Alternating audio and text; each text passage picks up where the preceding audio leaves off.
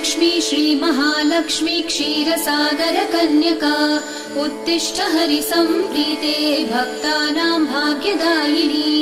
श्रीलक्ष्मी श्रीमहालक्ष्मी क्षीरसागरकन्यका उत्तिष्ठ हरिसम्प्रीते भक्तानां भाग्यदायिनी। उत्तिष्ठोत्तिष्ठ श्रीलक्ष्मी विष्णुवक्षस्थलालये उत्तिष्ठ करुणापूर्णे लोकानां शुभदायिनी। उत्तिष्ठोत्तिष्ठ श्रीलक्ष्मी विष्णुवक्षस्थलालये उत्तिष्ठ करुणापूर्णे लोकानां शुभदायिनी।